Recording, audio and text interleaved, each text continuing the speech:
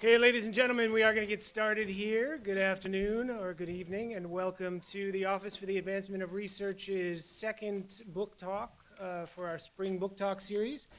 This talk features our very own Edward Paulino, Assistant Professor of History here at the college, and he is presenting on his book, Dividing Hispaniola, the Dominican Republic's Border Campaign Against Haiti, 1930 to 1961. We are very pleased that we're able to be joined by three guest discussants for today's presentation.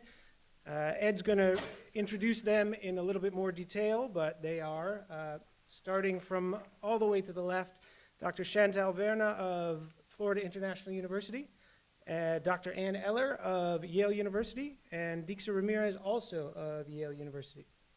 So, if I can just introduce Ed very quickly. Ed, as I said, is Assistant Professor of History here at the college. His research focuses on race, genocide, and borders in Latin America and the Caribbean, and has been published in outlets such as Genocide Studies, and has been supported by the Fulbright Foundation and the National Endowment for the Humanities.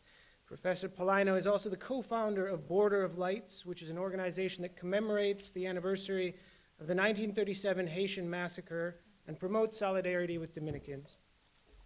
Let's hear it for Ed Paulino. Thank you. Hello, good afternoon. How's everyone doing today? It's good to be back at John Jay. I've been on sabbatical this year, and I just recently came back from the Dominican Republic a few days ago. I was on a Fulbright specialist where I gave a workshop on genocide to the university, the Pontifical Mother and Master, Madre Maestra, in the capital in Santo Domingo, and it was very enlightening. And I'm very excited to be here, very honored. I want to thank every one of you for being here and taking time out of your very busy schedules as New Yorkers to come here, and in this very chilly pre-snowstorm Tuesday afternoon. I first want to thank the persons responsible for making this event logistically possible.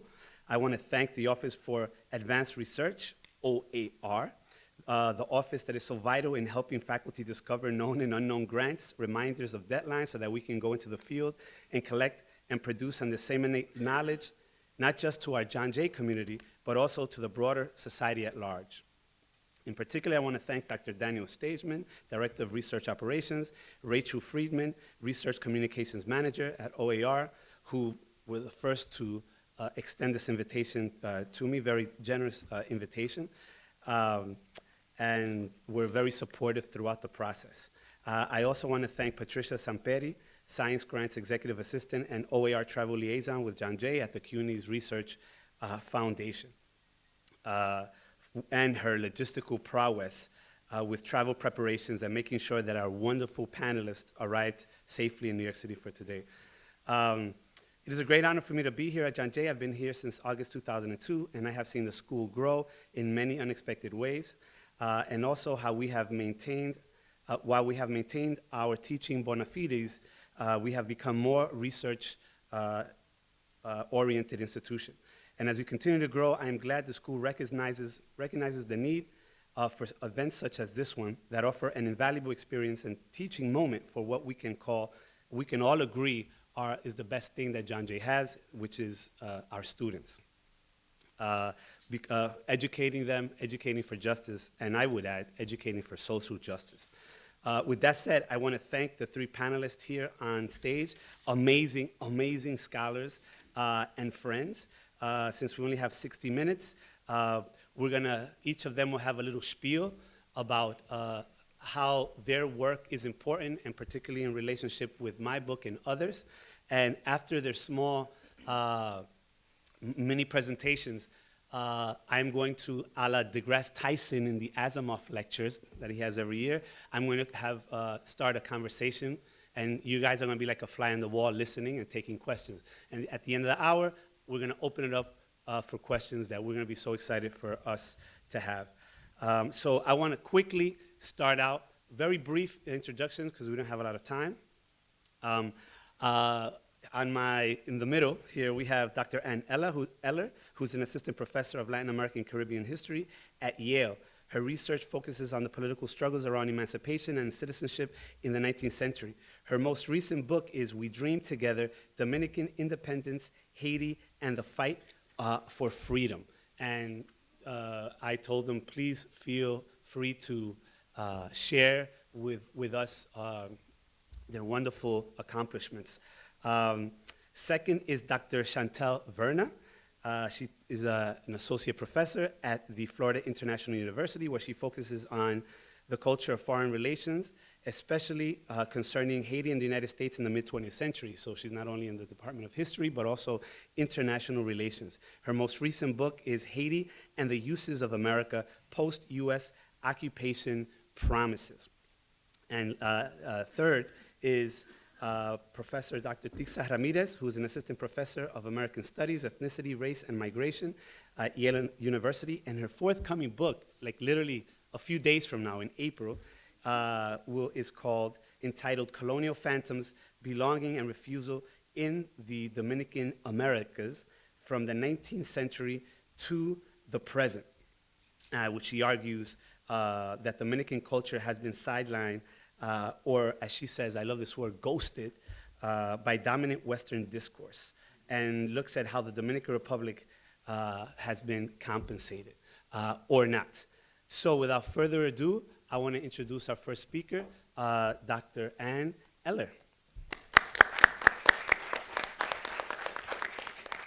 So I want to thank also the organizers and Dr. Paulino, especially for organizing this chance to come together and speak a little bit about the Dominican Republic and Haiti. And I will provide sort of a discussion a little bit about your chapter 1. Right? So for those of you who have not seen the book, it's sitting right there, Dividing Hispaniola. I was a press reader, so I had the pleasure of reading it a few years back, and it's been really wonderful to see the impact that that book has had. And so we have a few interdisciplinary panelists here today, and the question of how to tell these stories in the Dominican Republic and Haiti, and then in the Hemisphere, is always a really complex one. So I find the first chapter of the book both moving and provocative. So if you haven't had a chance to see Dr. Paulino's book yet, chapter number 1 has a strong title. It's called The Barbarians Who Threaten This Part of the World. And the story is, of course, about how many North Atlantic nations and the elite spoke of the project of Black freedom, which is born on the island with the Haitian Revolution. For those of you who are unfamiliar with that revolution, it's a series of struggles that unfolds between 1791 and 1804. And so historians historically have talked about it as the only successful revolution of people who were enslaved. That's clearly not true. For some people, escaping for an afternoon is success. But it was one that attracted an unprecedented amount of hostility in this hemisphere. And so we get to the end of the story, and we get to Dr. Paulino's book, and you have multiple levels of quandary about how this genocide could happen, how a state narrative could be constructed in contradistinction to another state. So if you're really coming to this topic for the very first time, the question is how certain iterations of Dominican nationalism could be so fundamentally anti-Haitian. Why was that made to be the fundamental question? And of course, approaching those questions as a historian, you want to know, clearly this is not timeless, and who forwarded these narratives, and why did they forward these narratives, and why are other narratives lesser known stories? So it's 4:47. I will speak for exactly 5 minutes and move on to the next, because we have lots of really wonderful scholars here to talk to you a little bit about this. I will just note, so if I can dominate again this technology. So that's Citadelle La Ferrière for folks who are not familiar with this monument, which is a really contradictory monument of slavery and freedom, sort of all imbricated in one. It's built essentially by forced labor after the Haitian Revolution, but the reason that it's built in the north of Haiti is to defend from French warships who refuse even to recognize the island. And so the deep roots of talking about Dr. Paulino's first chapter is thinking about what did Haitian freedom mean to Dominicans, right? And the story that we have is an extraordinarily incomplete story. So for that, we need one more image. So if you can see that map up there, top left, the little hashed areas are places that had sort of dense settlement, and everyone else is living in rural something. So whether it's sharecropping, whether it's even like semi-sedentary, like folks are even moving around, there's all sorts of different modalities that people are living in, and what they're not doing is relating to the state. So they are living successful lives, often in opposition to someone who might tax them or fence the land or have some sort of incursion on their space. But what that means for our story, trying to tell the story of the roots of Ed's book in the first chapter, is how the heck do you talk about how country people thought of the end of slavery? It stands to reason the vast majority of the Dominican Republic are, in the words of a Dominican historian, Raimundo Gonzalez, the offspring of slavery, but multiple generations removed. But clearly they don't share the same perspective as the elites in the city who are narrating the story like, oh, Haiti, oh, that's such a terrible story. The story that we know becomes codified, that wins, the narrative that wins. But what are the rural folks thinking? And so I find that our works are very much in dialogue, and I look forward to talking to you about this more in the question and answer. I will not hawk the book because it's actually open access. You can just download it. So if you just search my name, I participated in a thing. You just one click, one click, and you're there. But I have to share with you the excitement of some of these images because they took a long time to make, and because it sort of approaches like the prehistory of Ed's book. It offers an alternative story because the story in Ed's book is genocide and division and questioning how we arrived at that place.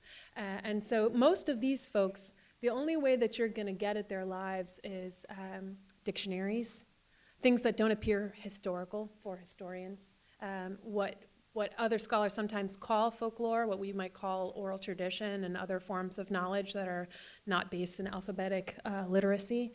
And then, of course, as a historian of the 19th century, one of the things that you look for is how these people defended their freedom in battle.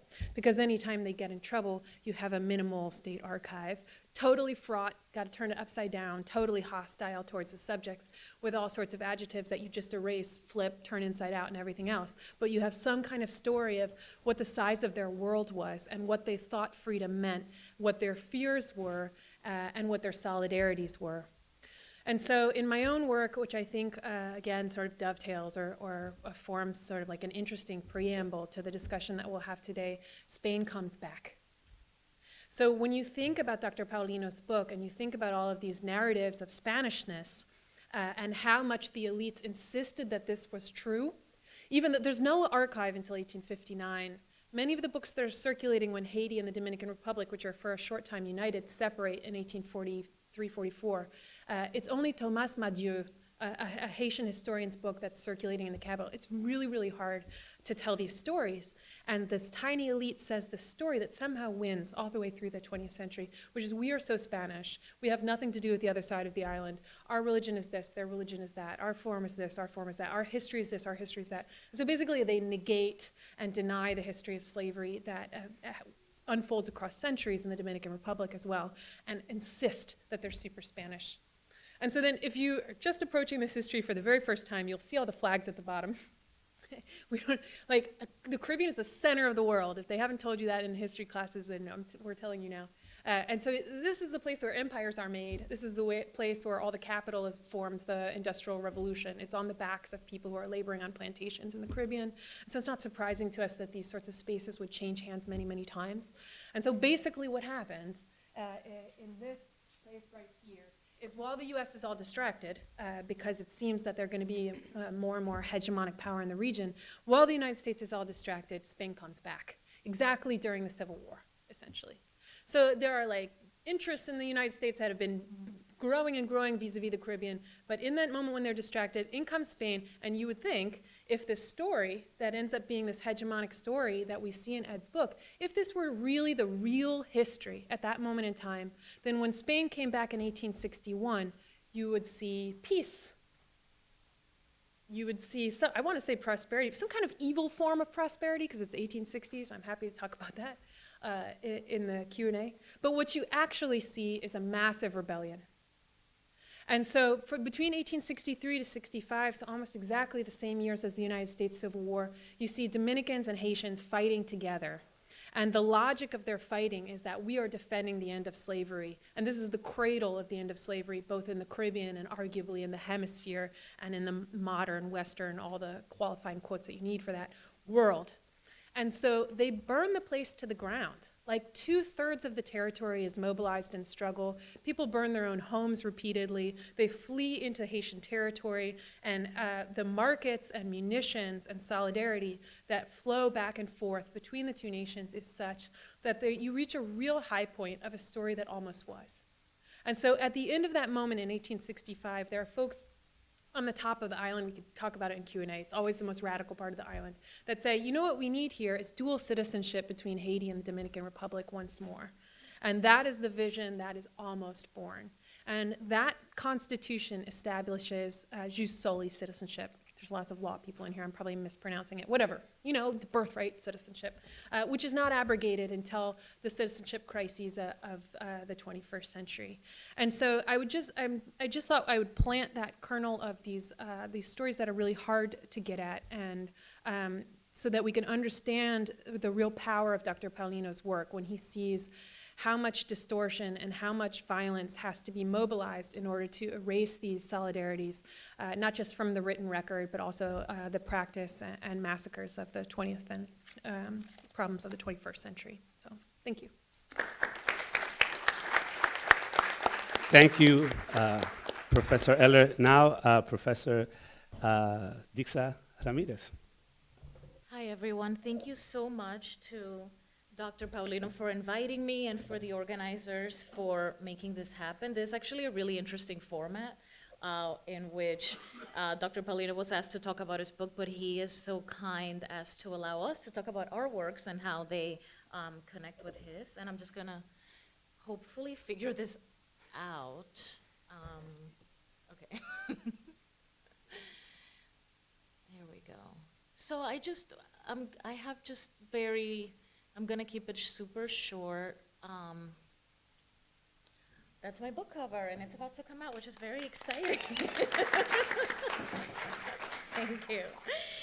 All right, so my book is very much in conversation with Dr. Paulino's book because I think, and in a very different way from Dr. Eller's book, because they both unfold some of the intertwinings of 4 separate entities: Haiti, the Dominican Republic, the US, and Europe, especially Spain and France. And I think that, like a lot of work about Haiti and the DR, and the spaces that overlap the two countries, right, you call it zones of contact, or the frontier, our books are interested in the question of how subjects with less power engage with the deeply unequal world created by colonialism. Some of you, in fact, most of you, as New Yorkers, might be familiar with the trope about Dominicans as those black people who don't know or don't think they're black.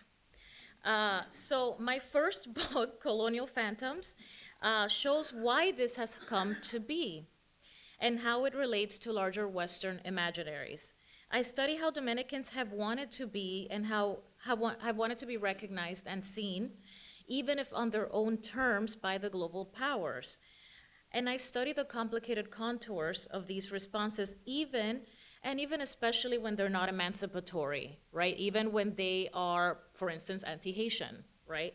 So I argue that anti-Haitianism is partly a response to that ghosting as much as Afro-Latinx activism as centered on Afro-Dominicans.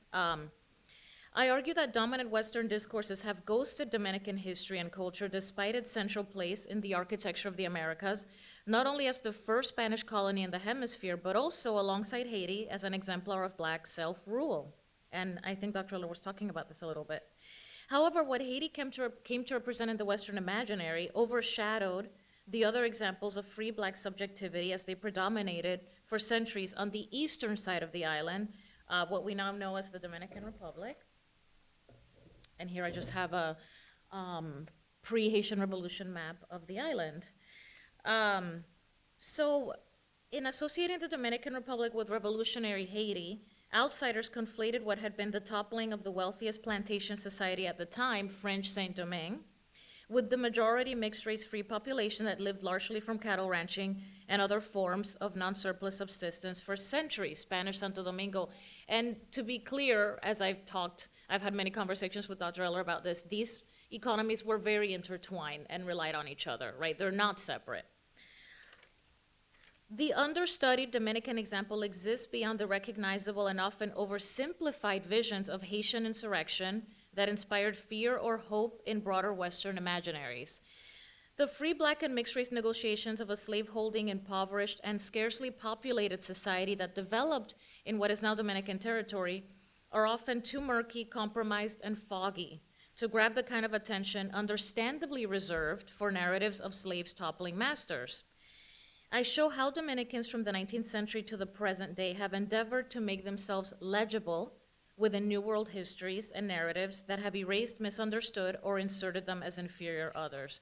And again, I want to emphasize that this book is very much facing some of these reactions, even when they are very uncomfortable, because they're very, we imagine them, and they are quite violent, right? A clear example of that, anti-Haitianism, but I also study acts of hyper-masculinist violence, dictatorship, etc., which are all tied. Through literature, music, and speech acts, island and diasporic Dominicans have expressed their dissatisfaction with how they have been described in dominant discourses. For instance, I study Salome Oreña, a 19th century Afro-descendant Dominican national poet. Historical violence and hypermasculinity in Junot Diaz's The Brief Wondrous Life of Oscar Wilde, the construction of the Columbus Lighthouse, o El Faro Colón, and the murder of merenguero Tony Ceval, the diasporic feminist blackness of Dominican American musical performers Amara La Negra, who now is really popular, but when I wrote about her, only 5 people knew about her, and Maluka Mala, and the negotiations of female Dominican sex workers catering to foreigners. These examples cannot easily be understood through ideas of what is resistance and what is not. When I analyze this varied archive of Dominican culture carefully and on its own terms, I realized that the issue that interested me most was not whether it was liberatory or woke or not, but why it came to be.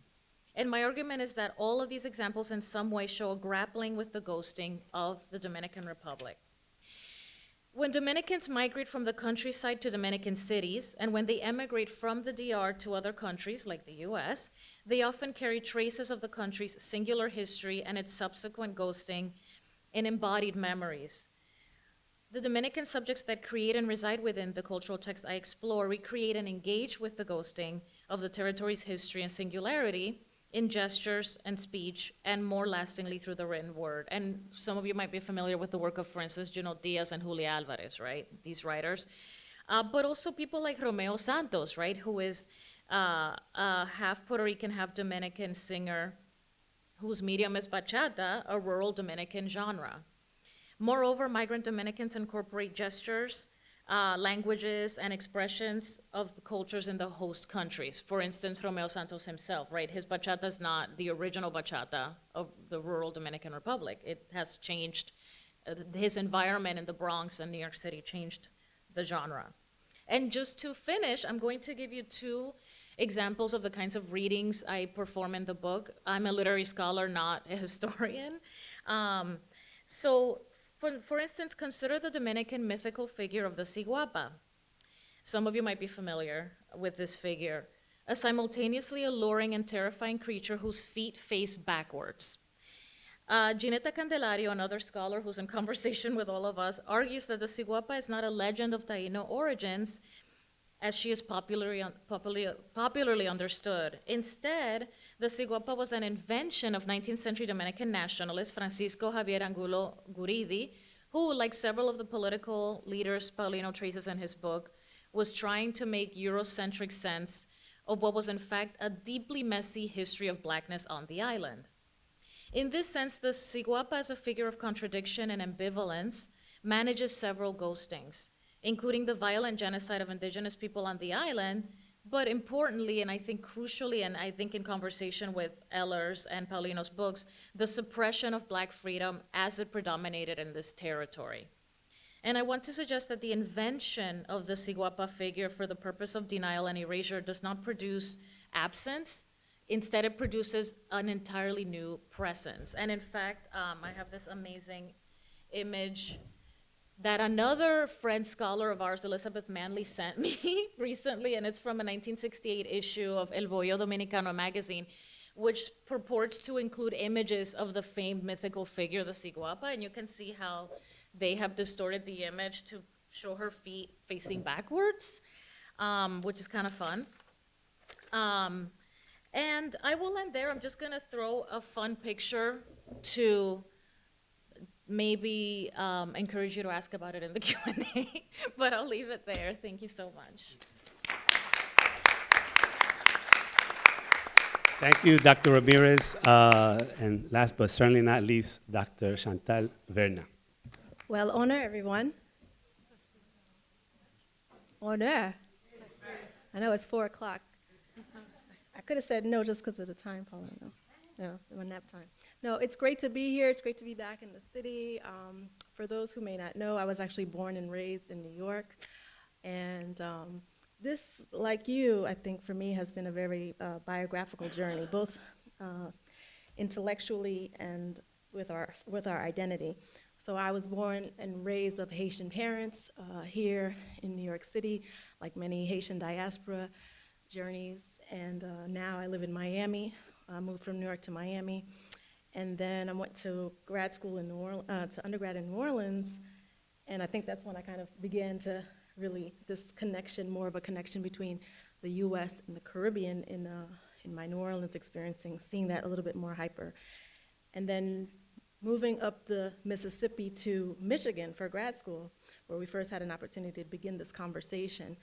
And I actually went to grad school wanting to ask questions about African American history and urban communities and the process of gentrification that we are seeing a whole new wave of that right now.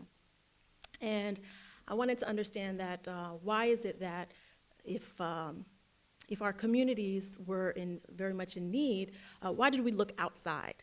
Why was our gate outside of the community, abroad? And interestingly enough, in beginning to ask the questions about African Americans, I started doing some interviews with people, and I started meeting some Haitians who were living in, of all places, Michigan. And I began to learn about Haitian diaspora outside of the centers that I was familiar with, Miami and New York City. And so I think one of the things that all of our books do is that we turn the more familiar questions on their head. We ask different types of questions about familiar places. We shake up the narratives about stories and tensions that are more familiar. And so for me, in my work that began with Haiti-US relations, the primary narrative that we would hear about would be after Haitians gained their independence in 1804, that Americans, along with other nations, isolated, right? The idea that of isolation, political and economic embargo on Haiti, so that created difficulties for Haitians to achieve some success after their independence. And now we have scholars turning that question on its head and talking about actually Haiti's connections, even in the moment of this political and economic embargo, that they would create some opportunities. And then there was this discussion about the occupation, which Haiti and the Dominican Republic, as you really eloquently discuss in the second chapter, is really a pivotal moment in being able to understand the development of these post-occupation societies. And so in talking about post-US occupation society in Haiti, my question was, if there are these tensions of the United States always being in conflict with Haitians, why would we migrate here? Why would we live here? Why would we pursue a life here? Why would we invite Americans to come and be part of developing, whether it's through US government assistance or through NGOs? And so we begin to kind of go back into those stories. And I tell that story in this book in a couple of ways, in two ways that really speak to the other panelists here today. One is about the 19th century and this idea of Pan-Americanism that precedes what may be more familiar to a lot of people in the room, this idea of a good neighbor policy during the 1930s and the 1940s with Franklin Delano Roosevelt. So before this idea of a good neighbor policy came up in this time period, really in the 19th century, we have people in the Caribbean, again, living these very interconnected lives living these ideas of a unified society. And of course, it doesn't mean that it's without tensions and conflicts and political disagreements, but there's this idea that our lives were very much interconnected, and I think that that's very much comes out of our colonial history. And that, for me, is a very important story to tell because it, again, challenges this idea of Haiti being on the margins and not being in connection with other people in other places, even at the very moment that is assumed to be outside of that. And it also creates an opportunity for us to think about Haitians not only in their identity. A lot of what the history has been written about historically has been about Haitians identifying primarily with France and being able to identify this very Francophone identity. And the idea that what the occupation did was create an opportunity for an African renaissance, indigenism, returning to the indigenous, not so much as in the Dominican Republic, returning to the native lands, this idea of Haiti, the title of the name of the country coming from this indigenous history, but really from this historic African folk culture. And so what we want to think about actually is an opportunity to say that Haitians have always been, in one of the ways that I refer to in my book, is cosmopolitan. They've always been very internationalist in their outlook. We have one of our graduate students here from FIU, Felix Jean-Louis, who's doing excellent work on this idea of internationalism. So again, I think there's an opportunity for us to think about these places in different ways. And one other example of this tension is this idea of Haitians and Dominicans always being in conflict. And one of the things that I appreciated a lot about Paulino's work is that he highlights the fact that in the decade preceding this historic 1937 massacre, if you look at the newspapers during this time, if you look at the newspapers this time, you don't see conflict. You see discussions of cooperation, and one of the things that I talk about in my third chapter is, there is a street naming after Trujillo in Port-au-Prince, and there's street naming of Vincent in Santo Domingo, and we begin to ask, well, how are these things happening, and why are they happening? And of course, what our work gives us an opportunity to do is to take a look and see how these were at once moments in which the leaders and the intellectuals of these countries were really trying to position themselves to claim the role that they actually did have in the world. If they were not being recognized, right, as being a central part of the making of these regions, they were doing their own PR campaigns to advocate on behalf of themselves. And that, but then at the same time, that political leaders would then be able to use those moments to mask their political intentions, right? So that the idea of creating a border, defining what that borderland was really about, at least at one level, to eliminate challenges to one's political authority from both sides of the island. I mean, I know that some people do work, for example, on Cuba-US relations, and there's this historic discussion about how there's tension and there's a Cold War, right? But even in this quote-unquote historic Cold War, there's cooperation that leaders do in order to advance their respective political interest. So I will just stop there and just say thank you again for your work. I'm very grateful for also Anne Eller's work and looking forward to learn more about Dixa's work, and thanks to the organizers and to all of you. I mean, this is a really phenomenal turnout, and we're looking forward to the conversation today, an opportunity to ask new questions about places that are seemingly familiar and stories that we assume that we know very well, and to just keep asking new questions. I think that's how each of us have gotten here, is that we've been willing to ask different questions, look in different types of places, and to be in conversation with one another. So thank you.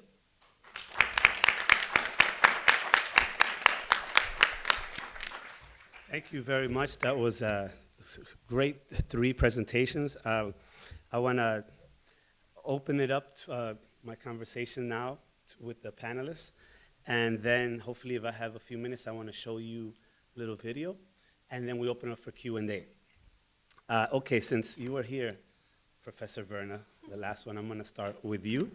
And full disclosure, Professor Verna and I did our doctoral degrees together at Michigan State at the same time. So we've had a long history of just hashing out these ideas. Haitian American, Dominican American in Michigan, out of all places. All right? That's how And we Michigan survived. is. Now you know how we survived. And we,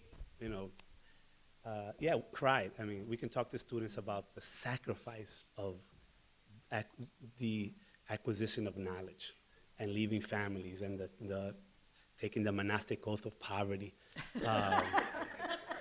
But I just want to say in these tumultuous times, I am very proud that I am a historian and I am a scholar, because it's a privilege to dedicate one's life to studying the past, and hopefully you can have an impact.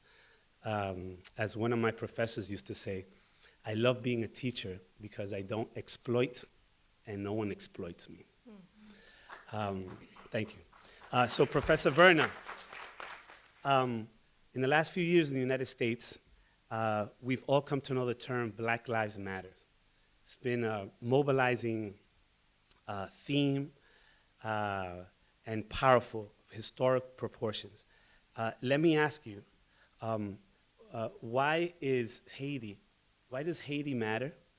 And help us understand, why does it matter that we know about this time of not just U.S. occupation of Haiti, but also the post-occupation of Haiti? Wow, thank you for that. Why does Haiti matter?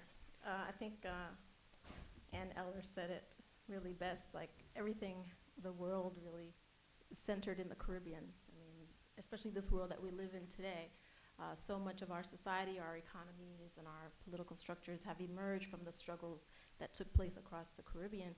And, Haiti, I mean, I really feel very fortunate to be of Haitian descent. I mean, what a great amount of pride I can have to know that, my immediate ancestors were part of this tremendous revolution that gave birth to a nation state that proudly declared itself black.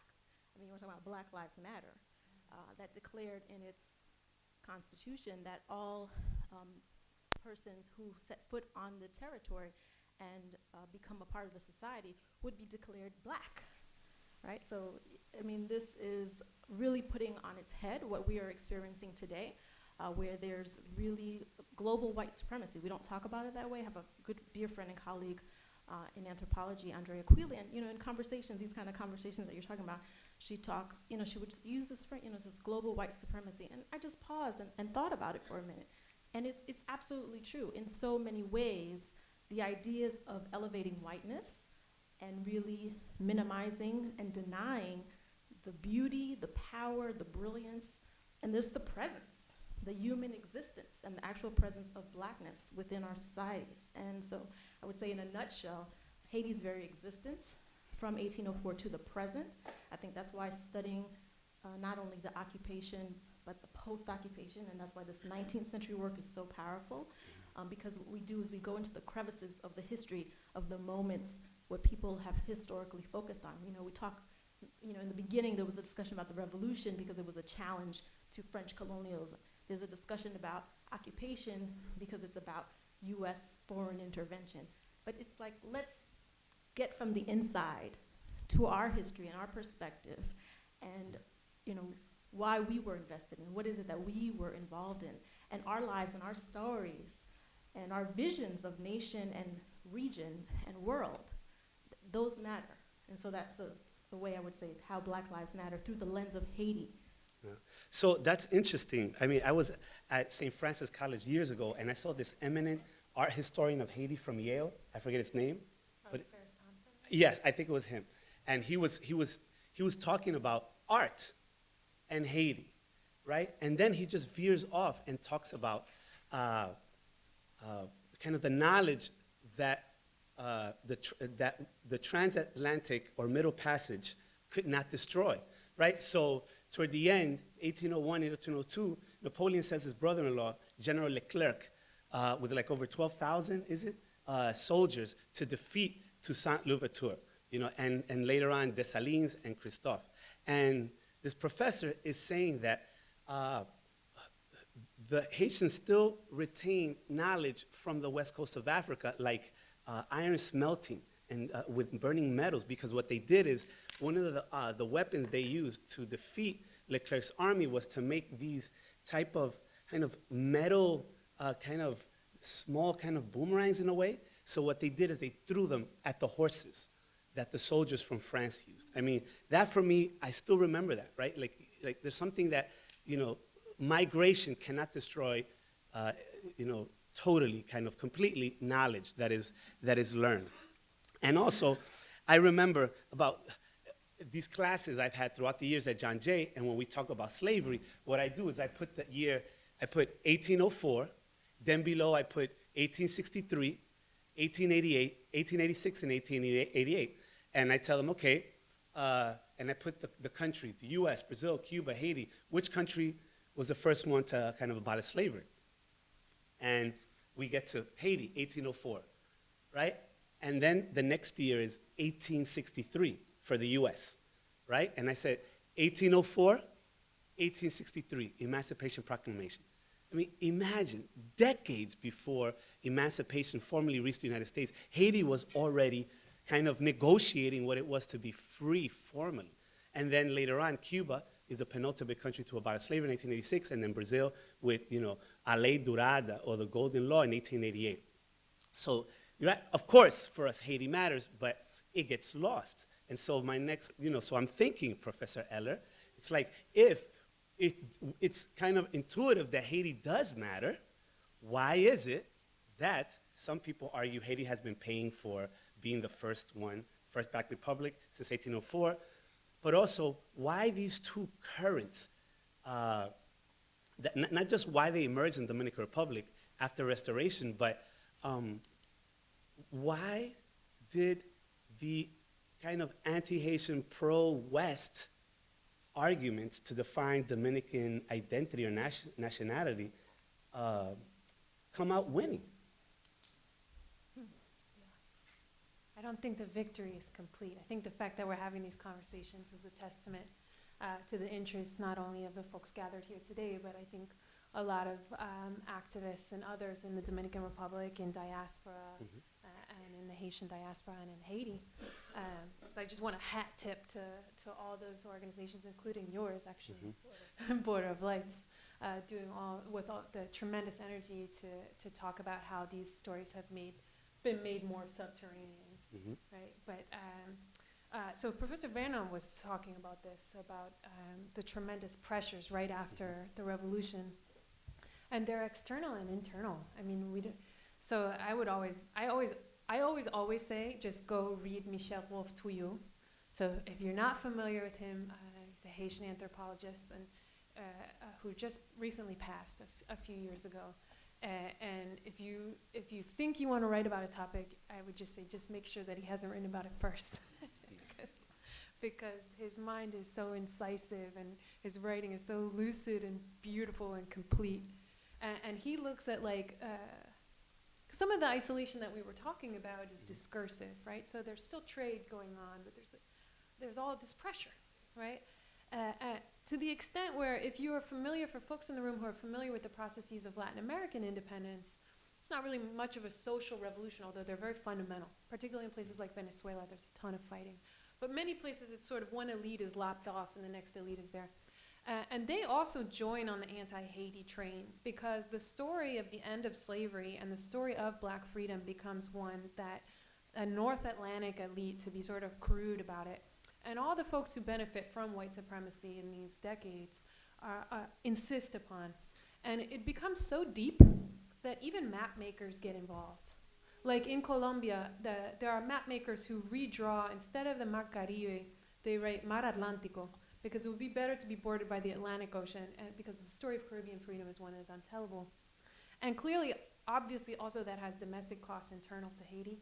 And so when you think about the fact that none of these nations are formally recognizing it, such that the threat of particularly French warships, but any number of warships, especially if they're coming in the auspices of collecting a debt, cruising by the northern coast will send folks out of the cities. The group who are making the state are making it in a condition of incredible exigency, and what you need for a state is like an army fast and a way to levy taxes fast. And the bargain that they make is one that Dr. Trujillo discusses so brilliantly, because they basically make a pact in which the cost of the state will be absorbed in the price of coffee. Because people who are emerging from slavery are moving away from a cash nexus. Perhaps they're engaging in their own way in a small farm, in a lakou, in their own formation, right? But they're moving away from a plantation. That never worked. The elite always tries it everywhere in the hemisphere. It never works. And so what they do as these warships are sailing by the coast is they're like, we can't tax these folks, fully 2/3 of whom through the 1770s, 1780s are from different parts of Central Africa. There are language groups, there's cohesion, there's affinity, but at the level of the state, the elites are doing some totally different thing. They're like, okay, it's in the price of coffee. And they grow more and more distant from the rural communities in Haiti, which live through their own decades of prosperity and difficulties that I'll defer to Professor Verna to discuss. But you understand the original bargain is made because of the necessity of immediate defense against white supremacy. And so it's one, as she discussed, that is written into the constitutions repeatedly, and it's one, because the climate is so poison in these decades as slavery is ending, it's one where you get these pseudo-scientific ideas about race science, where everyone is distorting Darwin, and folks, the colonizing powers figure out quinine, they figure out steam power, they get a Gatling gun. It's like the energies of racism, ironically or directly, not ironically, are growing in these decades, and that's the moment where the Dominican Republic separates from Haiti. And so you understand then, as Professor Ramirez was saying, how this is not a tale of delusion, but perception and response to an incredibly nasty milieu that said your freedom should not exist, defend your freedom. And so the pressures on the Dominican Republic are obviously distinct and related, because the Dominican Republic is a peasant space.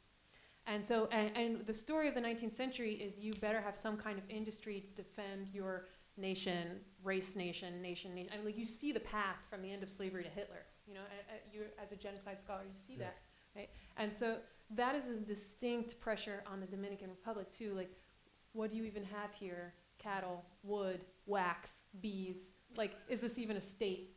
And so even putatively good-hearted outside folks, when they're writing about the Dominican Republic, they imagine it as an empty space or a space that will soon be occupied. And again, just circling back to your work, we see at the end of the story occupation. And this is all happening also, right, where elites, Dominican elites, and regional kind of elites also in the DR and also Haiti, they have agency, right? They're trying to negotiate with the powers that be, right? So it's like, I remember a great movie, and believe it or not, Marlon Brando's in it, Quemada, right? It's like you're free and you don't have diplomatic recognition. And if you don't have diplomatic recognition, then you can't export and sell your mahogany trees, your tobacco, your sugar, etc. So it's this kind of like fait accompli that occurs in the post-independent states, right? And so it kind of like the elites had to make a deal with the devil, because as Michael Manley, the former prime minister of Jamaica, used to say, you know, Jamaica is this small island, it's a very small link within a global chain, right? That it is some, you know, the tail does not wag the dog, so to speak, he used to say. So you're trying desperately to negotiate in this limited circumstances, right? And you have all of these actors that are ghosted, that are rendered invisible. And so, especially for you undergraduates who maybe are in literature and are trying to, right, understand how do you read, right? Because that's we all know the traditional historians, right? It's like, what? You are trying to review a video on Facebook of this woman called La Negra? What do you do? What is postmodernism? I have no idea, right? These are these kind of questions of traditional historians that really push us, postmodernism, right? And Foucault used to say, right, there are no self-evident truths. Like, Dominicans and Haitians have never gotten along, right? Well, that's a self-evident truth. So how have you come to understand the readings of these kind of disparate sources in your book to try to tease out this narrative that has been kind of hidden, or to use Michel Truffaut's words, silenced. Yes.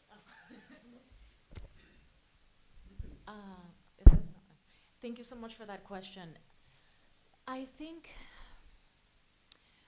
that quote, "there are no self-evident truths," is actually an incredibly salient quote for my work, because, for instance, I would look at some sources with the expectation that they would tell me something, right? So just to give you an example, the 19th century poetry of Salomé Ureña, who was the first Dominican national poet, 19th century. And I was expecting a story of like feminism and I don't even know, Dominican nationalism and anti-Haitianism. Instead, what I got was something very strange. What I got was the fact that this was an Afro-descendant woman. That sounds super emancipatory. Yay, the first Dominican national poet is a black woman. Everyone, let's talk about it. But no one ever mentioned that. And not only did no one ever mention that, but her image, and in one chapter I traced this evolution. Her image, the only picture that was ever taken of her shows a woman, and I read this and how problematic this is, shows a woman who to most of us looks like she has Afro descent. The reason this even matters is because most Dominicans don't know that. Why? Because her image has been whitewashed. She has, and I read the revisions in commemoration. So I bring up that example to show that that's really complicated and strange, right? That the first national poet of this ostensibly anti-black country happens to be a woman who would have been seen as a black woman, even because she was part of the elite, right? Who would have been seen as black among the elite, but they chose her. This elite chose this woman, but also at the same time, they whitewashed her image, right? So, and to me, that example is a perfect example of the complicated nature of Dominican blackness, right? It's not a very clear example. There's no self-evident truth. Yeah. And so I think I was interested in all of these examples. Another example was the murder of Tony Ceval, 1984 or 5. This merenguero was murdered in police custody, and he had this amazing video. The point is, actually, my dad was part of his band.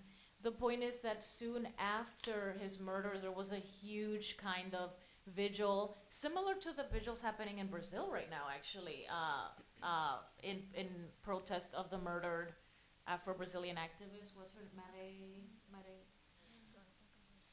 Right. Similar to that candlelight vigil against military impunity in the Dominican Republic. So it seems emancipatory, right? People are protesting, but I do a reading of not on Facebook, it was on YouTube, a close reading of his video called El Muerto, and it's basically the story of a man played by Tony Ceval who's stalking a woman, right? So again, another really murky example of, well, this is politically, right, anti-military injustice, anti-police injustice, but at the same time, he became famous based on this really actually funny, I must say, video of a man stalking a woman, right, and violence against this woman. So I'm interested in those crevices of there's no self-evident truths. And also hypermasculinity in that video too. Oh my God, yes. Yeah. Yes. I mean, this is the interesting thing. I just spent 6 weeks in the Dominican Republic, and I'm coming out of the supermarkets. I mean, the supermarkets are just like, they have everything. You go out, anything, bagels, anything. I mean, they have everything. I'm a New Yorker. I must have my bagel. And so I come out, and like right in front of the cashiers, there's this really large portrait of one of the revolutionary heroes of the Restoration, this anti-Spanish, and it's Gregorio Luperón, black Dominican, right? He's on the currency, right? And so there are these ways that, especially growing up in the United States, where you have Black History Month, and right, blackness has evolved in a particular set of ways that you go there, and it's like, well, Dominican Republic already had a black president, right, in the 19th century. from like 1882 until his assassination in 1899, right? It has black people on the currency, right? So what does that mean to live? Also, this is diasporic history, right? Like transnational. What does it mean to kind of grow up in a country where, right, it's predominantly white, and so you have a group like African Americans who are descendants of slaves in this country who are trying to reclaim their rights for years, right? Versus going back and forth to your parents' country where just on the street, blackness is everywhere. It's articulated in different ways, and often non-American, North American ways, but nonetheless, it's still there. So that's why I think it's so fascinating, in terms of the Dominican Republic being also, kind of what Silvio Torres Sayan used to say, the cradle of blackness in the Americas, right? Because the first Africans who were enslaved to arrive in the Americas happened to arrive in colonial Santo Domingo. And the first time they want to become free, like their indigenous kind of cohorts, it's in what becomes the Dominican Republic. So in terms of global history, right? Because I'm in the Department of History, which is, I think, is only one of the few departments, Itai, correct me if I'm wrong, or Professor Markowitz and Blanche Cook, one of the few departments that we're a global history department, right? So we just don't talk about Industrial Revolution in Europe. We talk about how did the Industrial Revolution kind of, what was their role in Asia, in Europe, and the United States. And so for me, right, Caribbean history, obviously, but Dominican and Haitian history matter, right? Not just a kind of like a ethnocentric sense, no, but it matters to global history because the America's project, right, European colonialism from Canada to Tierra del Fuego began on this little island called Hispaniola, Haiti on the west, Dominican Republic on the right. So it is incredibly relevant for understanding of the humanities and on politics, economics, and just socioeconomic issues. So I know we're getting close to that time. I just want to have enough time to open it up to Q&A, but since you mentioned it, I want to quickly go to I think the organization. Yeah, okay, can I say something while you look for what you're looking Yeah, for? go ahead. Sure, absolutely. So I think like the particular, oh, you found it, okay, so I'll be quicker. I think the particularity of the context of what you're saying. So, right, your history department is very global in orientation, right? For me, as a Haitian American growing up in a Caribbean-centered Queens community where I was surrounded by other Caribbean people, and my life was always in conversation with people from other places. So I think that's why I have this cosmopolitan, internationalist, diasporic orientation, and these things appeal to me. And so for you, a Dominican American growing up in New York City is not a Dominican American perhaps growing up in another context. And I think about going to Tulane and with my white Cuban American friend and us sitting down and being in conversation about the relationship between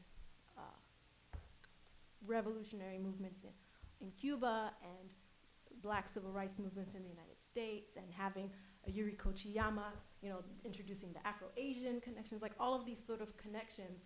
I think what we have an opportunity to be exposed to, who we have an opportunity to talk to, the histories that we're willing to put into conversation with one another, what it means to talk about massacre on this island with massacre around the world. I think that really shapes what kind of new insights we can gain and what kind of understanding we can have about why these things matter, because it's really about our human experiences and how we experience them and how we relate to them and what we try to do about it.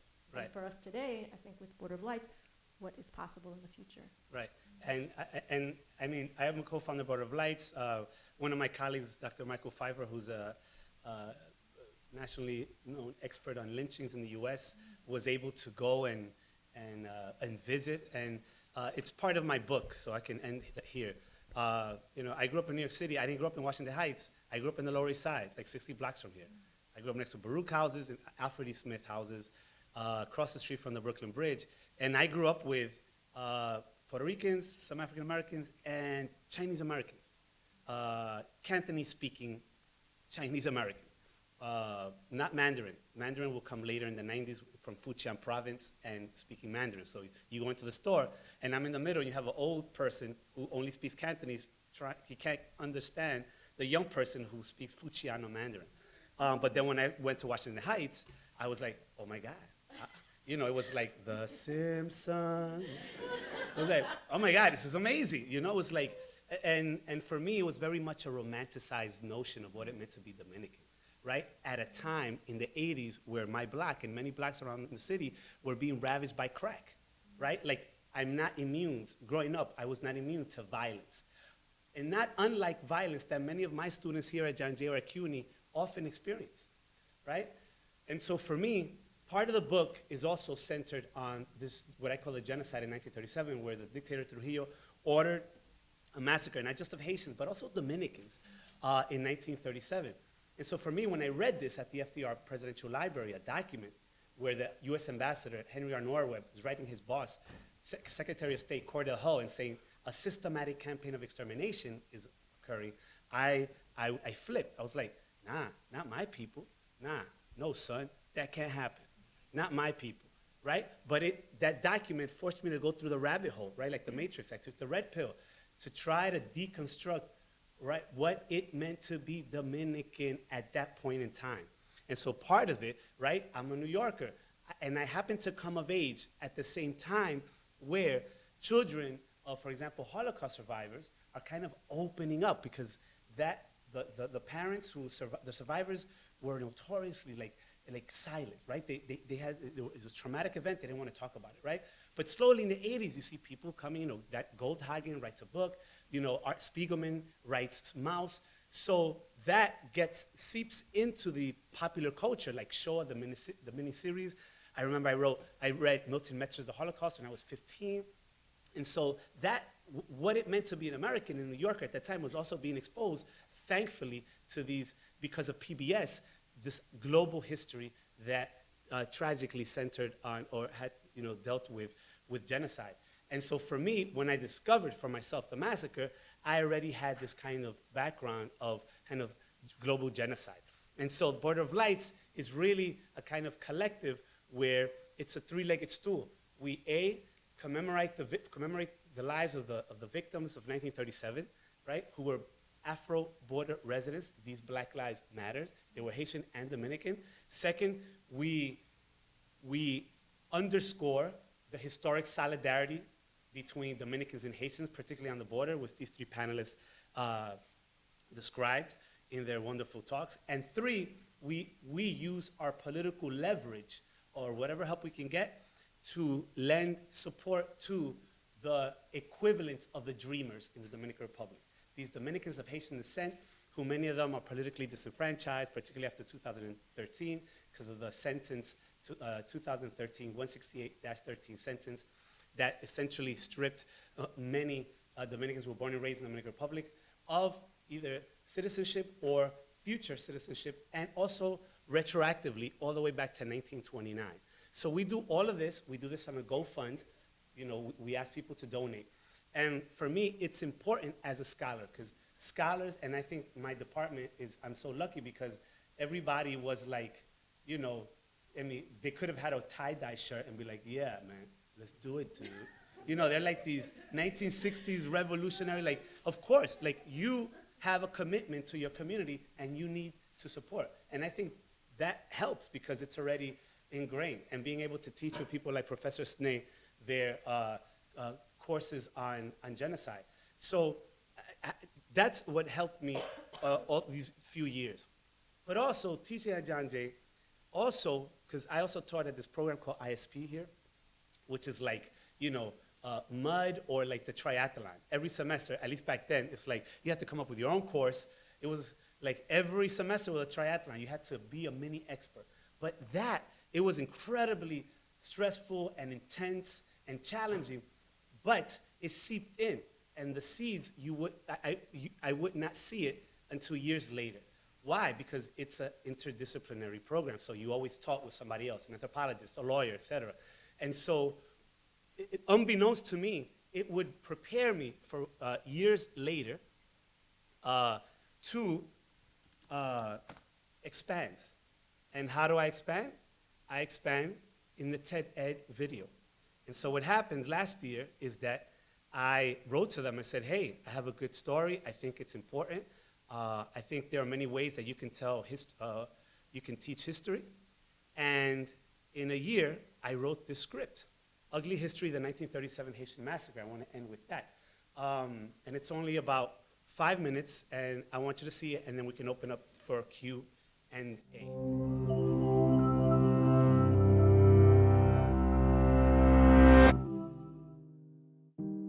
When historians talk about the atrocities of the 20th century, we often think of those that took place during and between the two world wars. Along with the Armenian genocide in modern-day Turkey, the rape of Nanking in China, and Kristallnacht in Germany, another horrific ethnic cleansing campaign occurred on an island between the Atlantic Ocean and Caribbean Sea. The roots of this conflict go back to 1492, when Christopher Columbus stumbled onto the Caribbean island that would come to be named Hispaniola, launching a wave of European colonization. The island's Taino natives were decimated by violence and disease, and the Europeans imported large numbers of enslaved Africans to toil in profitable sugar plantations. By 1777, the island had become divided between a French-controlled West and a Spanish-controlled East.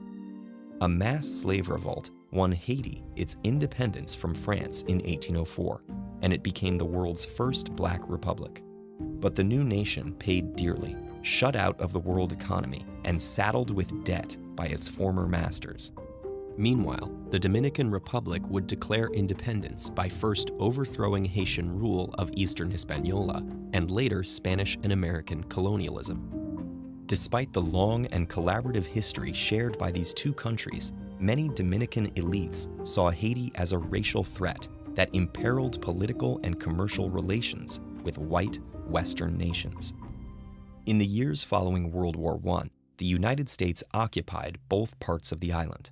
It did so to secure its power in the Western Hemisphere by destroying local opposition and installing U.S.-friendly governments. The brutal and racist nature of the U.S. occupation, particularly along the remote Dominican-Haitian border, laid the foundation for bigger atrocities after its withdrawal. In 1930, liberal Dominican President Horacio Vasquez was overthrown by the chief of his army, Rafael Trujillo. Despite being a quarter Haitian himself, Trujillo saw the presence of a bicultural Haitian and Dominican borderland as both a threat to his power and an escape route for political revolutionaries. In a chilling speech on October 2, 1937, he left no doubt about his intentions for the region. Claiming to be protecting Dominican farmers from theft and incursion, Trujillo announced the killing of 300 Haitians along the border and promised that this so-called remedy would continue. Over the next few weeks, the Dominican military, acting on Trujillo's orders, murdered thousands of Haitian men and women, and even their Dominican-born children. The military targeted black Haitians, even though many Dominicans themselves were also dark-skinned. Some accounts say that to distinguish the residents of one country from the other, the killers forced their victims to say the Spanish word for parsley. Dominicans pronounce it perejil with a trilled Spanish R. The primary Haitian language, however, is Creole, which doesn't use a trilled R. So if people struggled to say perejil, they were judged to be Haitian and immediately killed. Yet recent scholarship suggests that tests like this weren't the sole factor used to determine who would be murdered, especially because many of the border residents were bilingual. The Dominican government censored any news of the massacre, while bodies were thrown in ravines, dumped in rivers, or burned to dispose of the evidence. This is why no one knows exactly how many people were murdered, though contemporary estimates range from about 4,000 to 15,000. Yet the extent of the carnage was clear to many observers. As the U.S. ambassador to the Dominican Republic at the time noted, the entire northwest of the frontier on the Dajabon side is absolutely devoid of Haitians. Those not slain either fled across the frontier or are still hiding in the bush. The government tried to disclaim responsibility and blame the killings on vigilante civilians, but Trujillo was condemned internationally. Eventually, the Dominican government was forced to pay only $525,000 in reparations to Haiti, but due to corrupt bureaucracy, barely any of these funds reached survivors or their families. Neither Trujillo nor anyone in his government was ever punished for this crime against humanity. The legacy of the massacre remains a source of tension between the two countries. Activists on both sides of the border have tried to heal the wounds of the past, but the Dominican state has done little, if anything, to officially commemorate the massacre or its victims. Meanwhile, the memory of the Haitian massacre remains a chilling reminder of how power-hungry leaders can manipulate people into turning against their lifelong neighbors.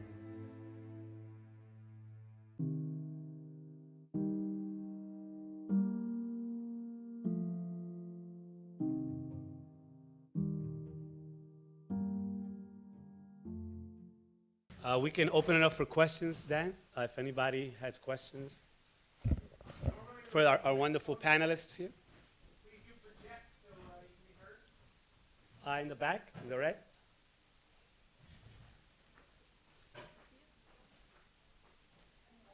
I'll try to say it loud.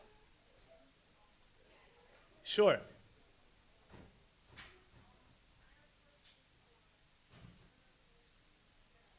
Which one? Professor Ramirez? Yes, go ahead.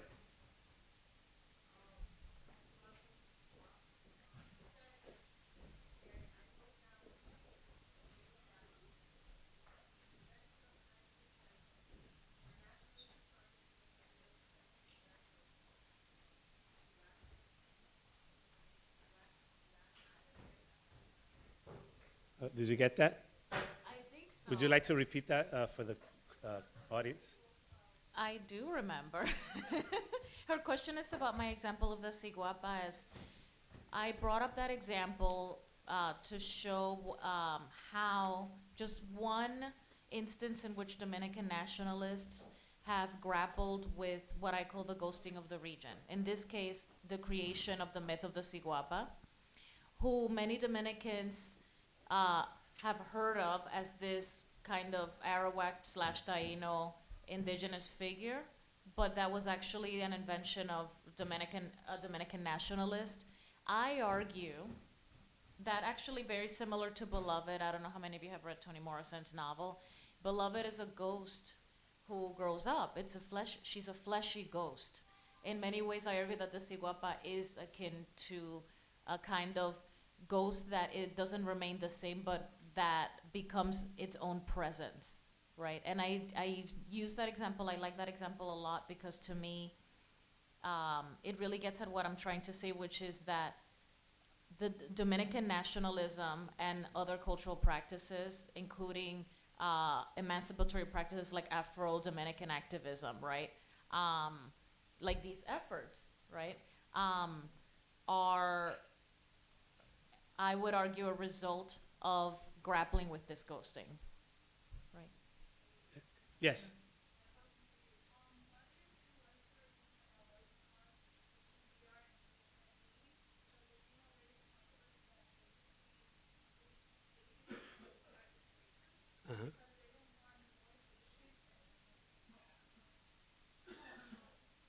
Right. So the question was, what are my thoughts about what's going on now here in terms that the world or people are calling the Dominican Republic racist because they don't want the Haitians out. Right. I could quote Junot Díaz all day here, right? But coming back in the last 6 weeks, I've seen an alarming heightening of sentiments, anti-Haitian sentiments throughout the press, et cetera. It's really propaganda, right? And it's like, you would never think that this other history exists. And so what I want you to understand is what happens in the Dominican Republic today when it comes to immigration, it's not exceptional.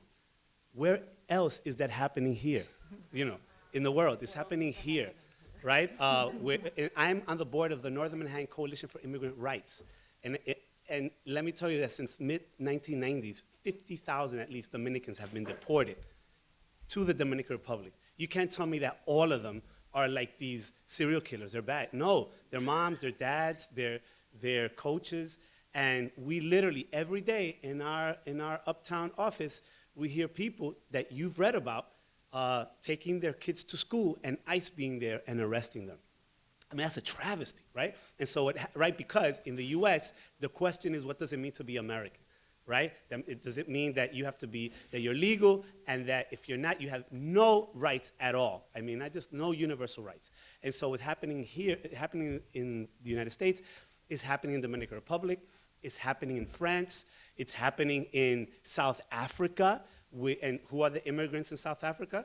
Many sub-Saharan Africans, like those coming from Zimbabwe, right? Running away from like the tumult of the post-Zimbabwe era. So I think, yes, racism is alive and well around the world.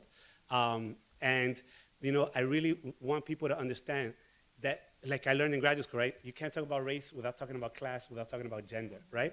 And what's happening in the Dominican Republic, just like here, like here, you Mexican-American judge, you bad, ooh, right? It's happening there.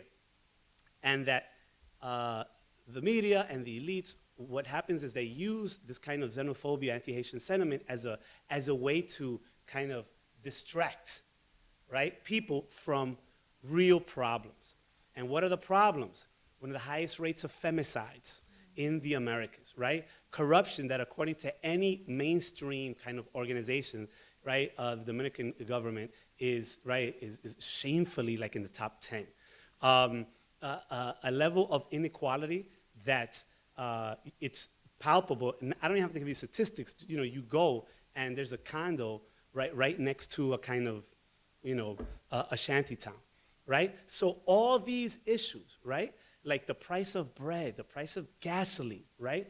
The idea that, right, you have to struggle every day, and then international scandals. I don't know if you know about the whole Odebrecht scandal, which is a big international Brazilian company, and because of the U.S.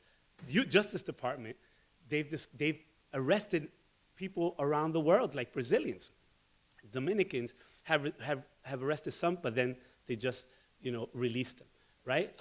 And out of all those countries, I think that the corruption was the highest in the Dominican Republic when it comes to Odebrecht, right? So what I want you to understand is that that rhetoric is also used as a tool to distract from these issues that are affecting, and I'm like very worried, right? Because there's only one political party, which is the PLD, and has been there for years, and some people like the former Temple University professor, political scientist Rosario Espinal says it's like the PRI, like one-party system, and the opposition is fractured, right?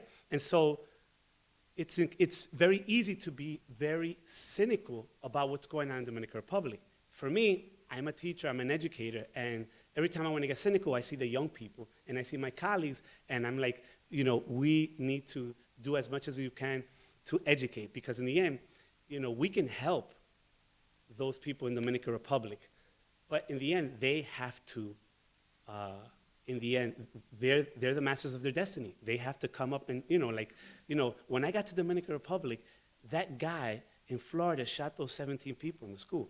And it was crazy because I was talking to the irony, right? The DR is a developing country, not a first world country, right? And I'm there, and I'm sitting down after, because I took my kids with me, and I enrolled them in school. And I'm sitting down and drinking coffee at 8 in the morning because guess what? In the DR, like K through 12, you got to be there at 7:15 or 7:30. And then you have to do the national anthem. Everybody has to stand up. You have to do the national anthem. And by 8 o'clock, I was in a cafe working. And I was thinking, with this massacre of the school on my mind, and the whole NRA and the whole Second Amendment issues, and I'm thinking, violence exists in the Dominican Republic. But that type of violence, like I was like, that's not going to happen, right? That violence in the Dominican Republic is not going to happen, right? So it's this kind of interesting thing when you live in a kind of transnational back and forth world, right? And many children of immigrants can relate to, right? That it's like, yeah, both countries have racism, they have xenophobia, et cetera. But they both have some good and some bad. And so the thing is, I tell my students is, how, what do you want to do? Do you want to build walls? Or do you want to build bridges, right? And I think all of our work, they speak to each other precisely because we don't have the answer. What we do is we toil and we try to produce knowledge so that we can help societies at large. And often we don't get acknowledged, right? Like I tell my students, how many of your parents are going to jump up when you tell them, hey, Dad, look, I brought here my fiance, who's a historian, or a social studies teacher, right? As opposed to, look, he works at Goldman Sachs, woo, right? We have no validation in mainstream society. So whatever I try to do every day is to yell at the world that aside from a lot of other things that matters, we scholars, whether you're in the humanities or social sciences, we matter, right? It's important. We're not getting rich. We don't do this for the money, right? We do this because every one of us at one point in time, we got smitten. We fell in love. A professor, a teacher said, you're amazing. I think you should continue to study that, right? And they give you a little support, right? And for me, as a kid from working class immigrant parents, for me to be on a weekday, a Tuesday morning, when everybody's taking the train, the A train, in New York City, and I'm here on a Fulbright in the Dominican Republic, I'm like, that's wealthy. That's rich, right? And it's often hard to tell your parents who often work in a bodega or in a mechanic shop and say, I want to go get my BA in poetry, like Juno, or English. And they're like, bro, don't be a loser, you know? Just get your money, get your money. I always say, my parents my mother always used to say, if you reach the age of 18 alive, and you get married at 19, at 20 you have 2 kids, you have your own apartment, and you can work somewhere in a decent, legal, respectable job, I made it. I am a success as a mom. She had no idea about 4 years of college. No bursars, none of that, meal plans, let alone a master's or a PhD, right? No, none of that. So often, our students here, particularly in the Hispanic Serving Institution, just like Dr. Verna, who also, FIU is also a Hispanic Serving Institution, it's not just about having them do your homework, or Itai, Michael, read, just read. It's not only that, it's also trying to battle those ties that sometimes are invisible of a socialization that makes it structurally and ideologically difficult for you to get on a path of becoming an educator. It's extremely hard. So I think, what does it mean? I think the 2 questions that I want to leave you with today in the 21st century is, what does it mean to be American in the 21st century? What does it mean to be Dominican? But also, what does it mean to be a teacher or an educator, a scholar in the 21st century? What are our goals, right? What do we want to say? And I know that all of us up here and many of our colleagues, not just at CUNY, but around the country in these very dark times, that I think is what gives us kind of got hope. That is the story, and I'll end with this, of this guy on the beach, and there's a tsunami, and there's all these fish on the beach, and they're dying and they're flapping, and they will die. And there's this one guy who's just picking up one fish and throwing it in the ocean. As soon as the fish lands on the water, breathes the water and survives. And here comes the cynic, you know? I don't know, maybe he lives on Pennsylvania Avenue. I don't know. And he just walks and he says, hey, that's so sad. What are you doing? You're not gonna save them all, right? And the guy just ignores him and keeps throwing the fish and ignores it. And in about an hour, he just turns back and says, yes, but this one, I'm saving. And he throws it. This one, I'm saving. So I think I want to be an ambassador to us educators. And once again, I want to thank, from the bottom of my heart, Dr. Chantalle Verna, Dr. Anne Eller, Dr. Dixa Ramirez for their generosity and solidarity for being here today. Thank you so much.